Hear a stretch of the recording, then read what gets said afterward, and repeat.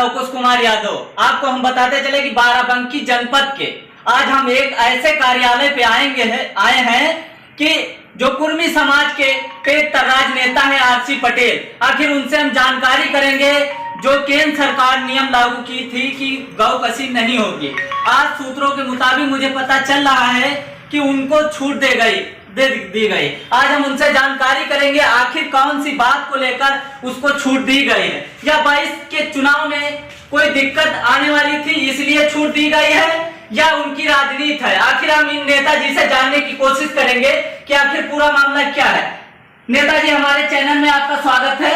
बहुत बहुत धन्यवाद। यह आप बताइए, जहां पर केंद्र सरकार गौ कसी पर रोक लगाई थी और वहीं पर आज छूट दे रही है, इसका क्या मतलब है?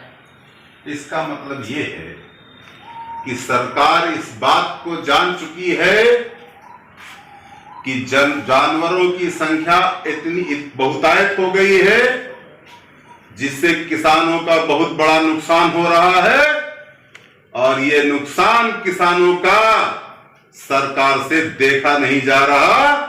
सरकार निर्दयी नहीं है, सरकार ओबीसी और एससी एसटी और किसानों की हमदर्द सरकार है। बाराबंकी जनपद से लेकर के पूरे उत्तर प्रदेश में तमाम सारे जानवर रोडों पर घूम रहे हैं। जो गौशाला बनाई गई है वो भी जगह छोटी पड़ रही है, जानवर बहुतायत हो गए हैं। ऐसी स्थिति को देखते हुए किसानों की मांग पर भारतीय जनता पार्टी ने एक फैसला लिया है कि जो कानून बनाया गया था कि कोई भी जानवर बेचा नहीं जाएगा, चाहे बूढ़ा हो चाहे जवान, अब किसानों को वो छूट दे दी गई है।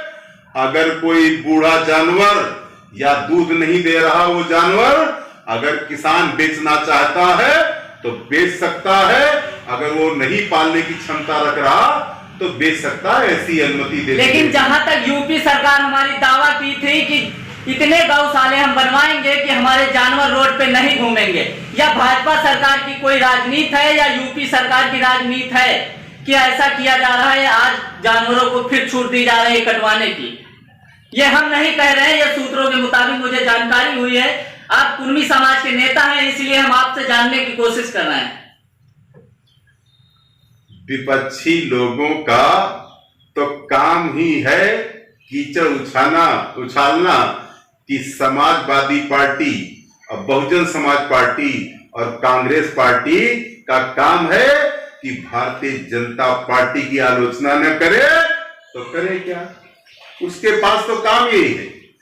हम तो कहते हैं भारतीय जनता पार्टी ने जब कोई समस्या किसानों पर आई है या आवाम पर आई है या आम जनमानस पर आई है तो भारतीय जनता पार्टी ने हमेशा चिंतन किया है।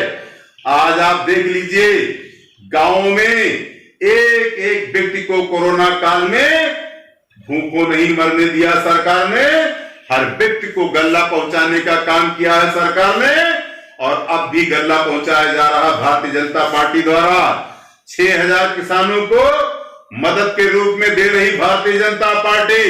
भारतीय जनता पार्टी ने देखा कि पशुओं की बढ़ती तादाद के वजह से किसानों को परेशानी हो रही है, किसानों के खेत चले जा रहे हैं, किसानों की फसलें नष्ट हो रही है।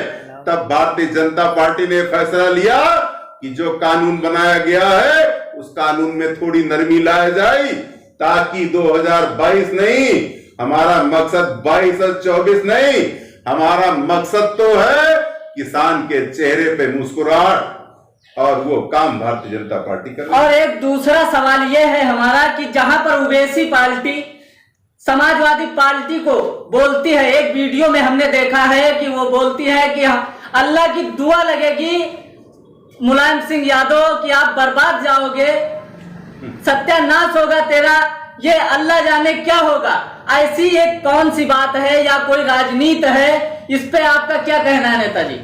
ये ओबीसी, ये समाजवादी पार्टी, ये अखिलेश यादव, ये आजम खान, ये कुछ नहीं है, ये हमें गुमराह करने की कोशिश की जा रही है। ये एक सिक्के के दो पहलू है। ये आजम खां और ये ओवैसी, कोई और नहीं है। ये एक ही सिक्के के दो पहलू हैं। ये सिर्फ हिंदू समाज को बलगलाने का काम किया जा रहा है और अब हिंदू समाज इनकी बलगलाहट में आने वाला नहीं। 2022 में हिंदू समाज वो तमाचा जड़ने जा रहा है विपक्ष पर, जिससे विपक्ष तिलमिलाया हुआ है, बौखलाया हुआ है। अब इनके पास कोई मुद्दा नहीं है, तो ये कोई न कोई जोकर ढूंढ करके लाते हैं, नौटंकी का पाठ अदा कराते हैं। अरे विपक्ष के लोगों, कान खोल के सुन लो, ये कुर्मी नेता आरसी पटेल तुमसे कहना चाहता है, अब तुम्हारी जोकरी खत्म हो गई, अब तुम्हारी नौटंकी बंद हो गई। वो बंद हो गए सारे खेल जो तुम खेलते चले आए हो। अब कुर्मी समाज जान चुका है, अब हिंदू समाज जान चुका है, अब SC/ST जान चुका है, अब OBC जान चुका है, अब OBC SC/ST सब भारतीय जनता पार्टी के साथ मजबूती के साथ खड़ा है, एक पिलर की तरीके से खड़ा है। ऐसा मेरा विश्वास है, मेरा कहना है। भाजपा के आरसी पटेल नेताजी बताए कि ये सभी सरकारों की एक राजनीति है कि आने वाले 22 के चुनाव में सबको बलगला रही हैं। ये इनका आरोप है, सीधा कहते हैं कि ये खाली पार्टियों का बलगलाने का एक आरोप है। नमस्कार, कैमरा पर्सन अमन कुमार के साथ बाराबंकी से।